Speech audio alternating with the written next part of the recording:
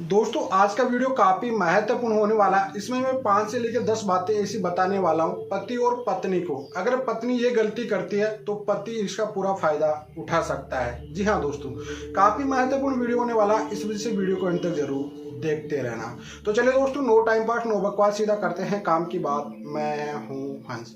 Second बात दोस्तों, comment में नंबर ना छोड़िए। अगर आप मुझसे ही बात करना चाहते हो, डिस्कशन पूरी डिटेल होती है, अपॉइंटमेंट बुक करके आप बात कर सकते हो। थर्ड बात दोस्तों, मेरा नंबर होता है वो ऑन नहीं रहता, कभी भी एक व्हाट्सएप नंबर होता है। तो अगर आपको बात करना हो तो आप वहाँ पे व्हाट्सएप पे मैसेज करके आप बात कर सकते हो।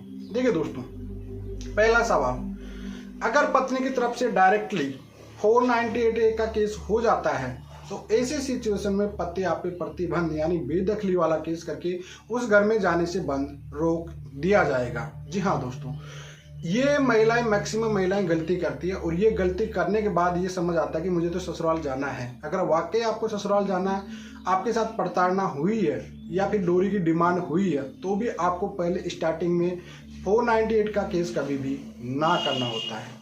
आपके माइंड में कहीं बार बातें ये आ जाती है कि साहब का हमको तो केस जहाँ से हुआ, हमने जो एडवोकेट साहब ने बताए कि साहब 498 केस कर दो, प्रेशर पड़ेगा। देखो, कोई प्रेशर नहीं पड़ता, आपको क्लियर समझ में आ जाना चाहिए। 2018 के बाद में इसमें 3 साल का पनिशमेंट कर दिया गया। इसमें एंटीसिपेटरी बेल ले लेते हैं लोग और एक क्रिमिनल केस होता है। इस सिचुएशन में आप जा नहीं सकते हो। जी हाँ, तो पहली बात तो ऐसी सिचुएशन, अगर डायरेक्टली कोई महिला 498 का केस करती है तो ऐसी कंडीशन में उनका रास्ता ससुराल जाने का बंद हो जाता है जब तक उनका केस का डिसीजन नहीं आता है। और आपको ये अच्छे से पता होगा 498 का केस आने में कितना समय लग जाता है।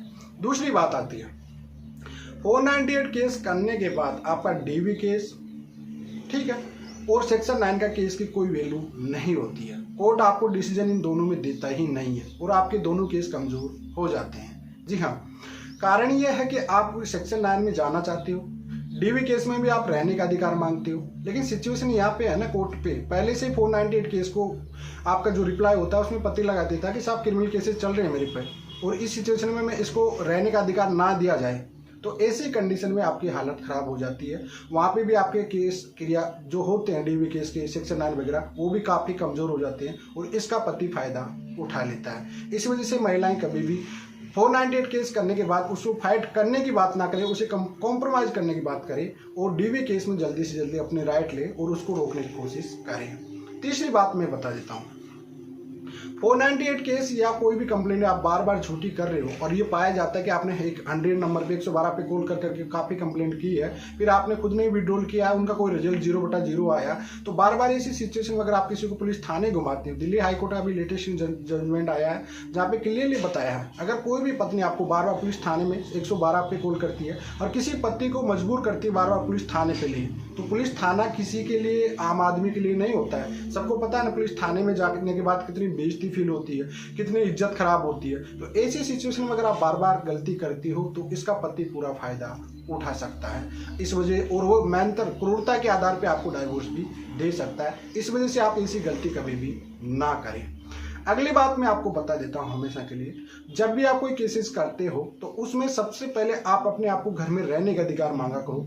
चाहे वो आप देखो स्टार्टिंग घर बसाने वाले हो, देखो घर बसाने वाली नहीं है उसको तो कोई मतलब है नहीं, जो घर बसाने वाली होती है वो स्टार्टिंग में, देखो डोमेस्टिक वायलेंस का केस होता है हमेशा प्रताड़ना के लिए, महिला को प्रताड़ना किया जाता है, वायलेंस किया जाता है उसके लिए। अब उसकी एक पिटीशन सेम बना सकते हो, उसके बाद अगर 498 में को करना आपको तो उसके बाद में कर सकते हो आप, लेकिन पहले आप अपने आप को सेव करना चाहिए जिससे कम से कम डाइवोर्स भी ना ले सके पति। तो इस वजह से आप ये केस करते हो 498 के, इससे पहले आपको डीवी केस जीतना जरूरी है। और डीवी केस 99% अगर महिला स्टार्टिंग में कर देती है तो 100% महिला जीत भी जाती है।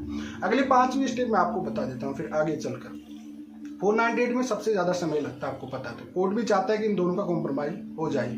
कोर्ट हमेशा डिसीजन इस वजह देना नहीं चाहता है कि भैया इनको कोई भी, किसी को भी अगर जेल डाल दिया जाएगा तो पति इसको नहीं रख पाएगा। आगे अगर दोनों को साथ रखते हैं तो भी ऐसी सिचुएशन में बाउंड प्रतिबंध प्रेशर डाल के भी रखेंगे तो भी इनका कोई बड़ा क्राइम हो सकता है। इस वजह से कोर्ट डिसीजन ये आप पे ही छोड़ देता है। जी हाँ, और ऐसी डिसीजन में आपको ही डिसीजन लेना पड़ता है बैठ के, या तो आपको साथ रहना है या दूर होना है, वो डिसाइड आप दोनों ही करते हो। इस वजह से आप ये गंदे गंदे आरोप जो भी लगाते हो, जो उन चीज़ों में, इन चीज़ों से कोई फायदा नहीं मिलने वाला, इससे पति को पूरे फायदे होने वाले हैं। तो इस वजह से कहीं भी महिलाएं गलती ना करें, स्टेप टू स्टेप चले। और वही शख्स से मैक्सिमम चीज़ें केस करे, वही आरोप जो आपके पास आरोप भी वो लगाते हो जिनमें आपके पास एविडेंस हो। तो ये महत्वपूर्ण बातें थी, 5 बातें मैंने आपको पूरी डिटेल में बता दिया। काफ़ी महत्वपूर्ण रहेगा, अगर आप महिलाएं ये गलती करेगी तो पतियों को इसका पूरा फायदा होने वाला है। तो आई होप आज के लिए इतना ही। जय हिंद, वंदे।